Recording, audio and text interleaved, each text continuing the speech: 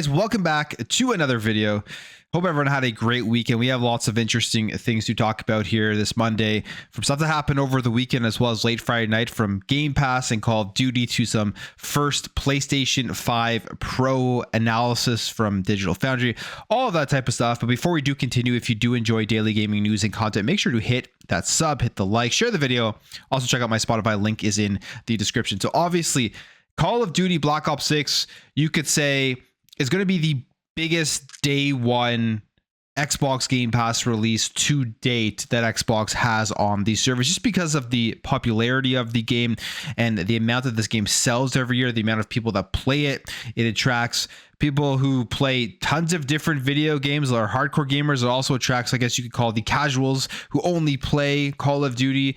And it's a huge selling point here for Xbox and for the Game Pass service. We've seen what it can do when you have the marketing race from all of the past years now with PlayStation. We've had the beta come out, and it has been the single biggest beta to date for Call of Duty. And I think one of the big reasons for that is because if you had Game Pass, you could jump in and play. And I think it kind of foreshadows what we're going to see here when Call of Duty Black Ops 6 does officially launch on to Xbox and onto Xbox Game Pass. But there's a new report here from The Verge and Tom Warren, and according to Tom Warren, the company had a long debate as to whether they should or should not put this year's Call of Duty title into the subscription service. He continues with the report saying that the company is now gambling that it will help improve Game Pass subscriber numbers amid a busy holiday season for new Xbox games and a promising year ahead. So it's kind of an interesting thing here to what they were talking about. I mean, that is not surprising. Obviously, with the biggest game of the year with Call of Duty, they're going to have this discussion. Should we put it into Game Pass? How much will it cannibalize sales? And how much big of an effect will this have on our overall gaming revenues? When you look at the Xbox revenues, it is the subscription and services side of things that really does drive the overall business now. And Call of Duty, I think, will absolutely add to that. I've said this before. A lot of people are looking at this move by Xbox, at this addition to Game Pass, as something that is going to hurt Xbox and even hurt Call of Duty, where it's going to cannibalize so much sales that they won't be able to sustain the game itself. They won't be able to sustain Game Pass and the amount of money that they will lose on it because they're putting it into Game Pass. So I just don't see that being the case whatsoever. The hardcore Call of Duty gamers who play it every single year are going to go and purchase it for the platform that they do want to play it on. And then you'll have a subgroup of people who are going to subscribe to Game Pass, and I think it will increase the subscriptions overall to play Call of Duty, but it isn't going to be the only and main game that they do play. They see the Game Pass service, they see the value out there. Call of Duty just kind of triggered that reaction to go and check it out, and because it's in there, they'll subscribe, they'll play it, and then they'll check out all other stuff in the catalog, and there's probably a higher chance that they will stay subscribed. So I think, honestly, when it comes down to putting Call of Duty Black Ops 6 into Xbox Game Pass is going to help both sides of things. I mean, sales are still going to be very good. I still think it will be a top selling game, or if the top selling game of the year, and you're going to see subscriptions raise. So I honestly think this is a good gamble by Xbox, but obviously from the day it releases till the end of the year, we won't really know the full numbers, but I think this is going to pay off, and Xbox does know that this has to pay off going forward. If it doesn't, there will be that question as to will the future games be launching into Game Pass day one. Now that they've set this precedent, taking it out will obviously not be a move that people will be happy with, and there'll be a lot of pushback if that is the case going forward. But I think it will pay off, and we'll see how it does when it releases. The beta was really good. The game is a lot of fun. It's going to be a fun year for Call of Duty. Now, when it comes to the future of Xbox, I think one of the biggest things will be expanding that ecosystem with more handhelds. We've seen the PC handheld part of gaming take off. Started with the Steam Deck. Now we've seen the Asus ROG Ally. We've seen Lenovo do their thing with the Lenovo Legion Go, the MSI Claw, and there's going to be a ton more of these PC handhelds coming out because the market has said we want PC handhelds. And I'm excited for the next generation, where we will see an improvement in the battery life. I feel like the first generation was good, but just battery life is holding them back. So I can see that definitely improving.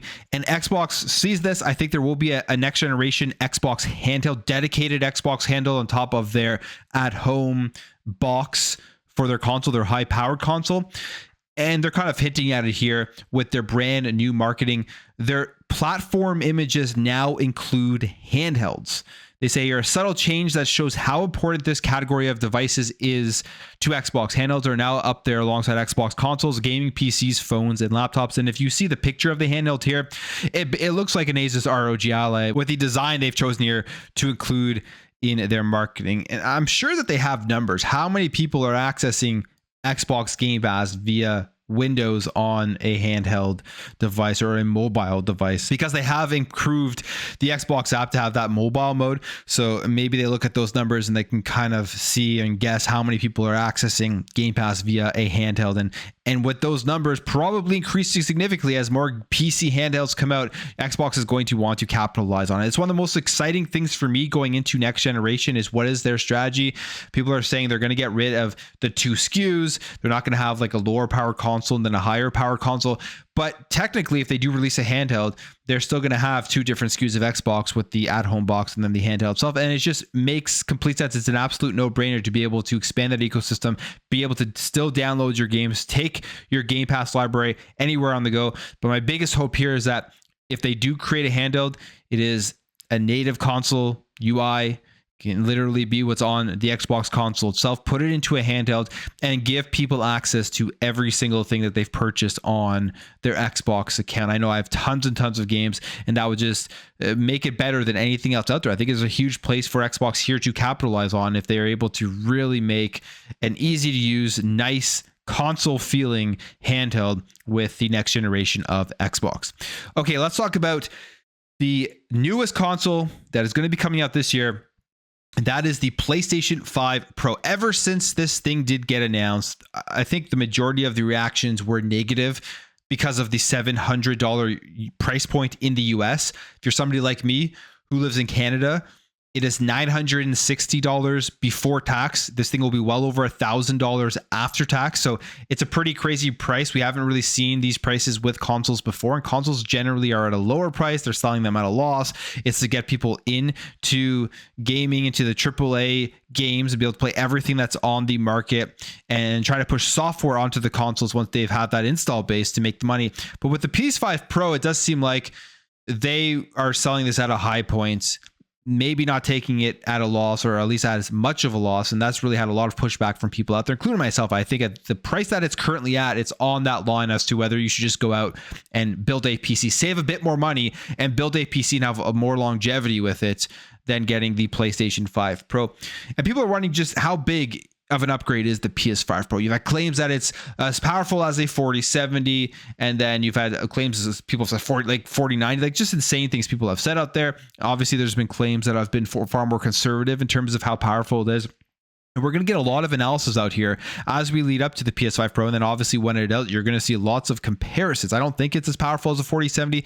And the early news we have right here that we've been seeing is that it is not as powerful as a 4070. They said like a downclocked 4070, at least that's what Digital Foundry said, but we don't really know what that means. But you're going to have to look at how these games perform.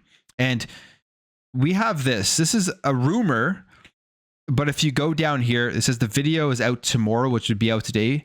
And the Patreon users are reporting this. So it does seem like it is true. And in their initial analysis here, it says Digital Foundry's Patreon notes or video where some games are being said to run at 864p to achieve 60 frames per second on the PlayStation 5 Pro.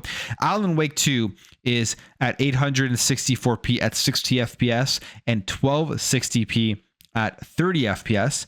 And then Dragon's Dogma 2 is also at 60 frames per second. So if that is the case, it wouldn't honestly be that surprising to me. The PS5 Pro will be an upgrade to the base PS5, of course. It'll be more powerful than the Xbox Series X, but it is still a console, and I don't think it'll be on par or as powerful as some of the higher end PC GPUs out there that will have no problem pushing these games at least 1080p 60 frames per second. But we'll see when the video does officially drop. Here is some of the notes that people have posted as to what they're talking about, and you can see that it is not looking as promising as some people are hoping that it will be. But again, when it comes to the PS5 Pro, there will be plenty of analysis. We won't have a final conclusion as to how great this upgrade is, but at the $700 price point, the expectations that people will have will be very, very big. And I think it's honestly going to be almost impossible for the PS5 Pro to meet a lot of people's expectations because of that price point, which would not mean that it is a bad console. It's just not going to be where people are expecting it to be with the price that they are trying to sell it at. Okay, let's talk about some kind of sad news, I would say. Embracer, they were going to be selling Metro 4A Games and Pinball's Dev Zen Studios. And this was with all of the restructuring that was going on. And it looks like the sale of developer 4A Games and Pinball developer Zen Studios has been canceled. This is the pair of studios have been included as an option in the $247 million sale of Saber Interactive division to a group of private investors. But however, on Friday, Embracer confirmed that the deal has now been settled and the option to include 4A and Zen in the deal is canceled. And why I think this is a disappointment is just because those are good developers. They've created Metro. A lot of people love that game. And Embracer, what we have seen has been very bad for studios, for gaming, for the industry itself. They just went out there and spent a bunch of money to try to get a ton of gaming developers under one roof, and then overspent, made mistakes, had to cut and fire, lay off a bunch of people, close down studios, cancel games. So they've been terrible for gaming this year. And they've resulted in almost 1,400 job cuts and cancellation of 29 unannounced games during a 6-month period in 2023. So crazy stuff here. Hopefully with 4A Games, this will end up okay, and they'll still be able to go out there and make a bunch of good stuff, and it won't end up with more restructuring later on where they do get closed down. But as of right now, there will be no sale. And when it comes to what they're working on, they are actually currently working on 2 AAA titles. They say still under development, and we will wait what the announcement is. And hopefully the announcement now will be coming sooner, since the whole deal thing has been settled and they can just kind of focus on developing the game itself. Okay, let's talk about this because this one is pretty crazy. This happened late, I think it was Friday that this happened late, that Annapurna Interactive, the entire staff there at the publisher, which is a great publisher. They've put out lots of really interesting games. They've reportedly resigned.